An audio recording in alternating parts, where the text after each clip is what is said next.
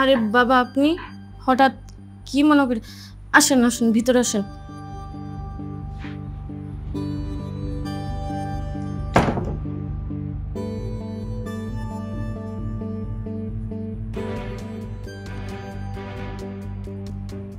বাবা, হঠাৎ কি মনে করে এখন আসলেন? আগামীকাল হীরামণির ফর্ম ফেলে লাল ডেট।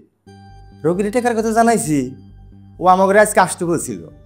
বাবা, আপনার ছেলে তো বাসায় নাই, ওরা আসতে লেট হবো। লেট হবো? তাইলে আমরা ওর জন্য দেরি করি। দেরি করবেন? বাবা, আমি তো বললামই ওরা আসতে অনেক রাত হবো, আর আপনাদেরও তো বাড়ি ফিরতে হবো, তাই না? আপনার যদি কিছু বলার থাকে তাহলে আমাকে বলতে পারেন। আপনার ছেলে বাসায় আসলে আমি তারপরে ওকে বলে দিব। ভাবি, কালকে তো আমার ফর্ম ফিল আপের লাস্ট ডে। এখন যদি ভাইয়া টাকাটা না দেয় তাহলে তো আমি পরীক্ষাটা দিতে পারবো না। কিন্তু তোমার ভাইয়ের কাছে তো এখন টাকা নেই। যাই হোক, তুমি যেহেতু বলেছ তোমার ভাই আসলে আমি বলবো নি। এখন তোমরা যাও। থামো।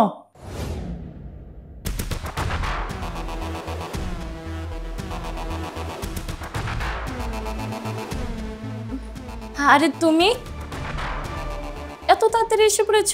আরে দেখো না, গ্রাম থেকে কে আইছে, বাবা আর হীরামণি। দেখো না, বাবাকে বলছি যে আপনি পরে যায়েন, আপনার ছেলে আসুক, দেখা করে একসাথে খাওয়া দাওয়া করে পরে যাবেন। আমার কোনো কথাই শুনতেছে না। ভাবি, আপনি মিথ্যা কথা বলছেন কেন? আপনি তো আমাদেরকে একবারও বসতে বলেন নাই। আপনি তো আরও বলছেন আমাদেরকে চলে যেতে। হীরামণি, তুমি শুধু শুধু কেন মিথ্যা কথা বলতেছো? আমি কি বলিনি তোমাদেরকে থাকতে? তুমি চুপ থাকো, একদম কথা বলবো না। এতক্ষণ পর্যন্ত তুমি আমার বাবা এবং ছোট বোনকে যে সমস্ত কথা বলেছো, আমি প্রত্যেকটা কথা তোমার শুনেছি। তারা আমার বাবা, ছোট বোন, তারা আসছে আমার কাছে। তুমি কিসের জন্য তাদেরকে এই সমস্ত মিথ্যা কথা বলতেছো? তোমার সমস্যাটা কোথায়? তুমি কিসের জন্য তাদেরকে এভাবে চলে যেতে বলতেছো? কিছুদিন আগে তোমার বাবা মা তারাও তো এসে 7 দিন এখানে থেকে গেল। কই, আমি তো কিছু বলি নাই। তাহলে তুমি কেন আমার বাবা ছোট বোনকে বারবার বলছো চলে যেতে? এমন ব্যবহার তো আমি তোমার কাছে কখনো আশা করি নাই। কাজে এখনো সময় আছে, তুমি এখন থেকে সেটা বোঝার চেষ্টা করো। তোমার বাবা মাকে তুমি যেমন চাও অন্যেরা ভালো ব্যবহার করুক, ঠিক তোমাকেও আমার বাবা এবং বোনের সাথে সেভাবে ব্যবহার করতে হবে।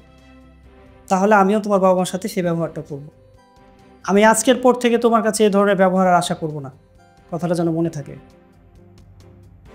আর বাবা, তুমি এবং হীরামণি দুজনেই থাকবে, একসাথে আমরা খাওয়া দাওয়া করবো। চলো বাসায়, ভিতরে চলো।